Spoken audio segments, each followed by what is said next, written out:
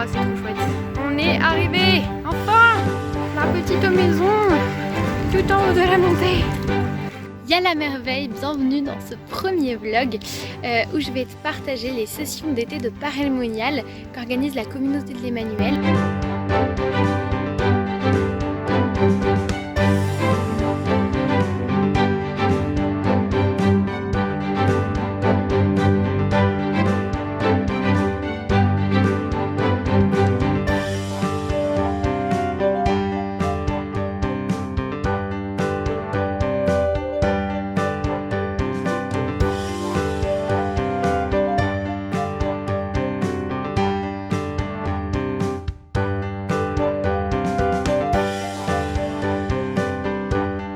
Chose de génial, donc voilà, je voulais t'emmener un petit peu dans ce voyage.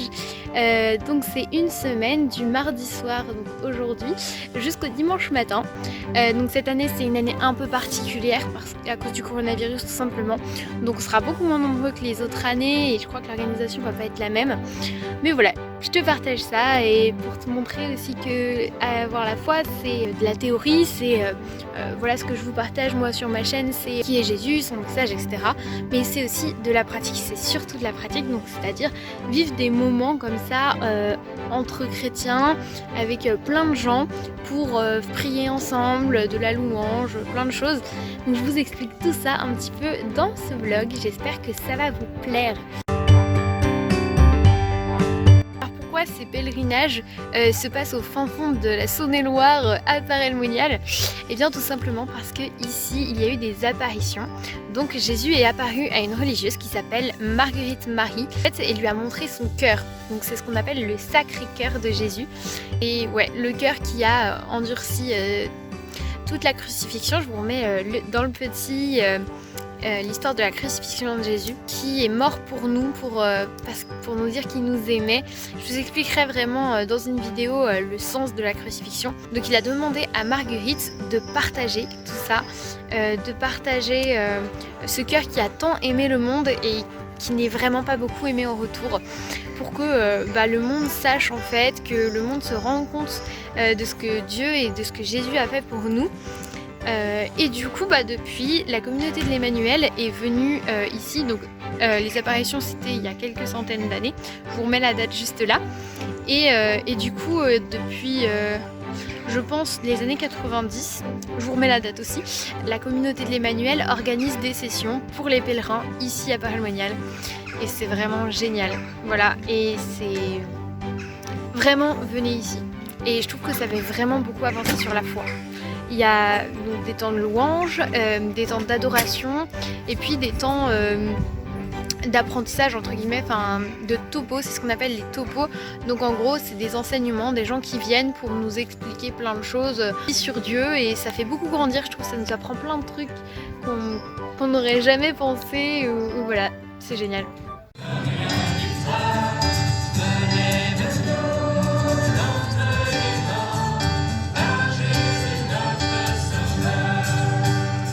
Merveille, donc on est le deuxième jour, mercredi matin, donc là on va partir à la louange.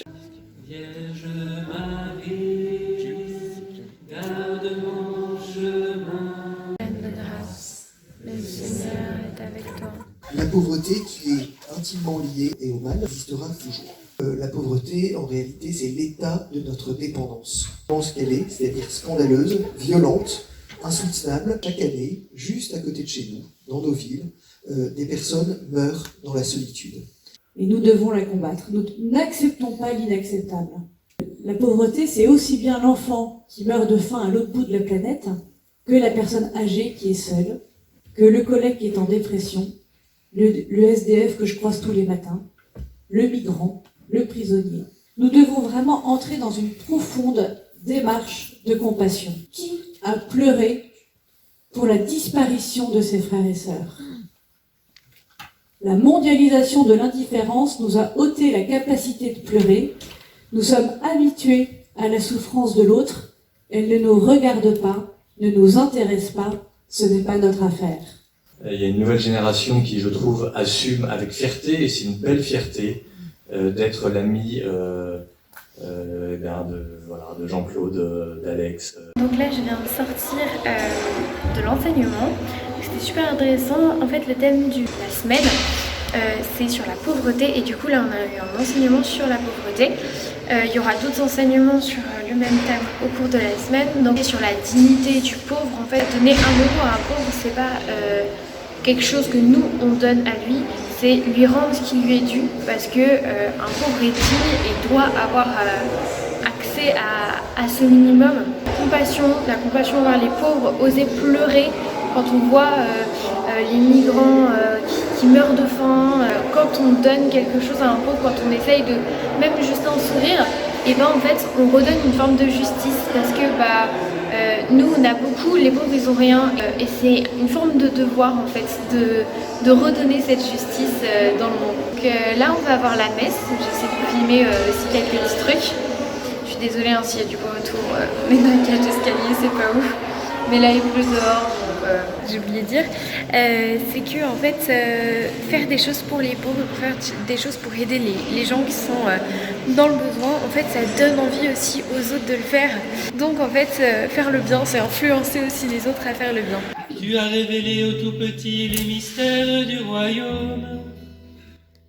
Alléluia, Alléluia, Alléluia, Alléluia.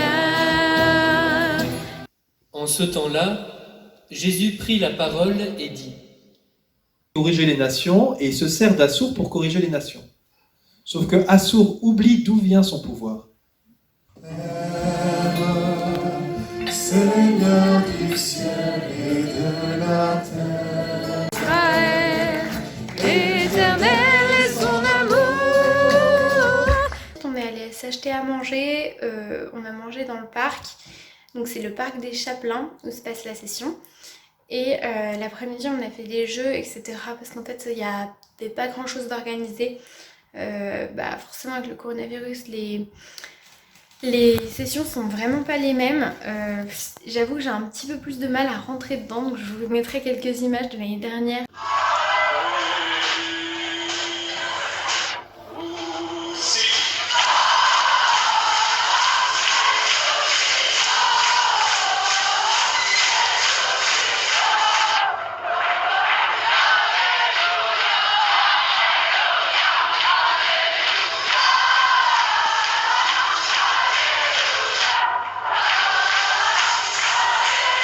Ça se passe normalement tous les étés et c'est vraiment le feu. Là j'ai un petit peu de mal à retrouver ce feu là, mais bon j'essaie de rentrer dedans quand même, c'est que le premier jour. Là ce soir du coup on va aller manger à la session et ensuite il y aura la soirée, donc la veillée. Je sais pas ce que c'est comme veillée parce qu'il y a des veillées à thème en fait, donc je sais pas laquelle ce sera ce soir, mais je vais essayer de vous filmer un petit peu tout ça aussi.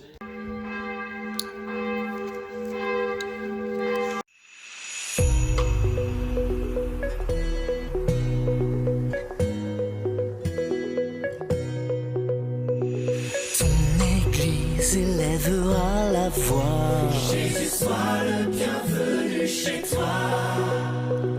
Ouvrons grand les portes au roi des rois. Jésus, sois le bienvenu chez toi. Unissons toutes générations. Dans ce cœur, louez votre Seigneur. Adorez-le.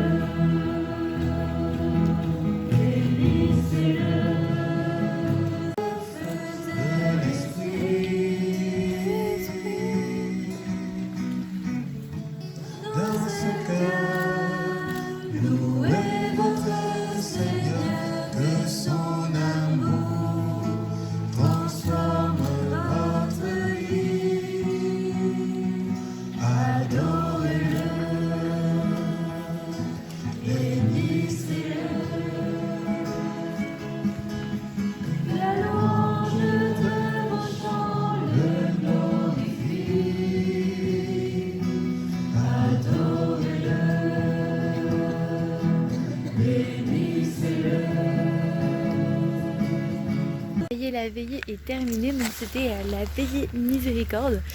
C'est vraiment trop génial, c'est vraiment trop bien. Donc là on va aller rentrer chez nous, se coucher. Il est temps, je suis un peu fatiguée, c'est des grosses journées quand même. Voilà, c'était juste génial. Franchement c'est un truc à vivre en fait. Je crois que ce sourire parle de lui-même. C'est juste de la joie. Juste de la joie que Jésus nous aime quoi. Et c'est pas des paroles, c'est concret. C'est génial. On est jeudi, il est 9h et c'est petit déj, genre vraiment pain, beurre et confiture, c'est très simple. Je suis un peu crevée parce que la veillée d'hier soir a fini un petit peu tard, mais elle était géniale. Donc je mange et puis 9h30 on a la louange, un enseignement et la messe. Voilà.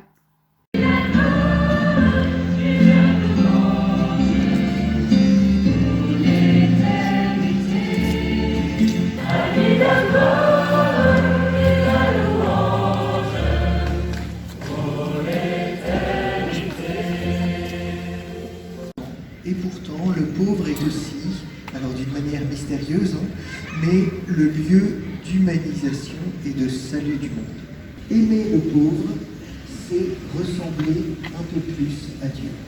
Le pauvre nous enseigne qu'il nous évangélise et qu'il nous humanise. Les pauvres sont dérangeants. En fait, ils nous mettent mal à l'aise. Alors que ce soit la personne de la rue, que ce soit la personne profondément handicapée, que ce soit le migrant, l'étranger, qu'il soit à l'autre bout du monde ou juste à côté de moi. Voilà, les pauvres nous mettent dans l'inconfort. L'Église nous dit que les pauvres sont le trésor de l'Église. Nous aussi, nous devons être des mendiants auprès des pauvres, parce qu'ils nous évangélisent. Si nous enlevons les pauvres de l'Évangile, nous ne pouvons pas comprendre le message de Jésus. Ils nous rendent vraiment plus simples et ils nous aident à entrer dans une relation vraiment vraie, à être plus profondément en vérité. Ils nous enseignent à annoncer le Christ sans fausse pudeur. Et le pauvre sait qu'il dépend de Dieu et lorsqu'il vit une résurrection, il touche très profondément les gens et sa vie est un témoignage qui est difficile à contester. Je n'ai rien fait d'extraordinaire, mais il m'a appris l'action n'est rien et que seul l'amour est important. Sans même s'en rendre compte, il m'a guidé au cœur de ma mission en m'apprenant la disponibilité. De loin, j'ai cru que c'était un fauve. En m'approchant, j'ai vu un homme et en lui parlant, j'ai rencontré un frère. Donc là, on vient d'avoir un enseignement, donc la suite de l'enseignement sur la pauvreté. Hier, c'était un peu plombant parce qu'il parlait beaucoup de la dureté de la pauvreté, les personnes qui sont seules dans la rue, qui sont agressées, qui n'ont rien, les enfants qui sont en malnutrition, etc. Enfin voilà, c'est assez horrible. Et puis là aujourd'hui, il parlait de vraiment ce que les pauvres peuvent nous apporter en fait, de toute la richesse de la pauvreté. En fait, le pauvre, il est très détaché, donc il nous aide à avoir un détachement et une simplicité. Et derrière les apparences, le pauvre, il a vraiment une âme, il a vraiment un cœur, il a beaucoup à nous apprendre aussi. Qu'en fait, dans le pauvre, on retrouve vraiment Jésus en fait. Que vraiment, Jésus, il a dit ce que vous faites aux plus petits d'entre mes frères, c'est à moi que vous le faites. Et que, ouais, on retrouve vraiment ça chez les personnes les plus démunies, qui vraiment, elles sont plus proches de Jésus, en fait, finalement, parce qu'elles n'ont rien. Et du coup, elles nous rapprochent aussi de Jésus. Et elles nous évangélisent, finalement. Elles nous apprennent qui il est vraiment, sans même qu'on s'en rende compte, sans même qu'elles s'en rendent compte.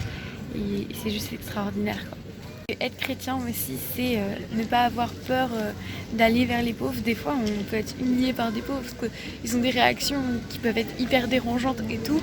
Mais il ne faut pas avoir peur de ça et il faut oser aller vers les personnes les plus démunies parce que c'est vraiment ça, être chrétien. C'est vraiment ça. Être chrétien, c'est pas seulement des belles paroles, c'est agir et c'est se faire proche de ceux qui ont besoin. Et donc, voilà, c'était trop beau. Puis est-ce que nous arrivons à le vivre vraiment? Souvent on se dit oui Seigneur, tu m'aimes quoi que je fasse, je te laisse tout, voilà, je te confie ce petit projet, c'est toi qui vas agir. Et puis finalement, dès qu'on a fini cette petite prière, on recommence à tout prendre à notre compte. Nous rappelons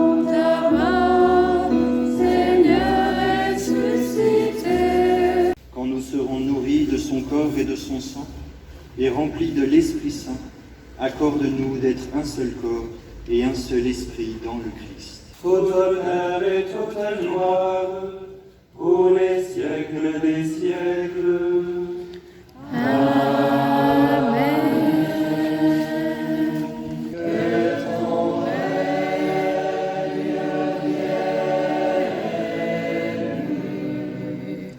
Donc cet après-midi, je vous propose de vous emmener découvrir Paray-le-Monial, donc tous les lieux importants qu'on peut y trouver. Voilà, donc ici maintenant dans le parc des Chapelains, c'est là qu'on va commencer notre petit tour, tout simplement parce que c'est là que se passent les sessions cette année.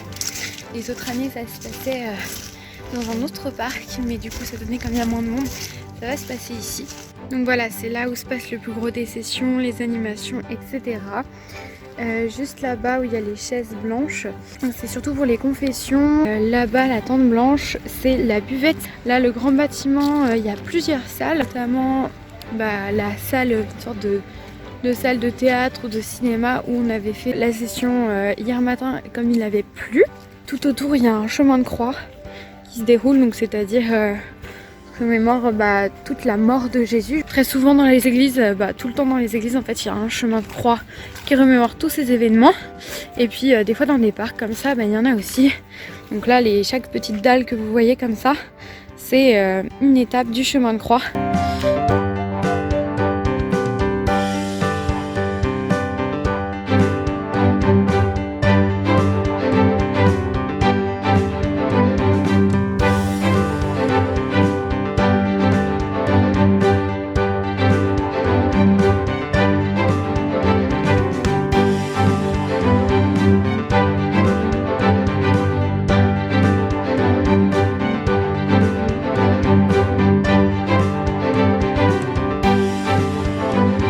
Juste à côté de la tente, il y a ce qu'on appelle un diorama.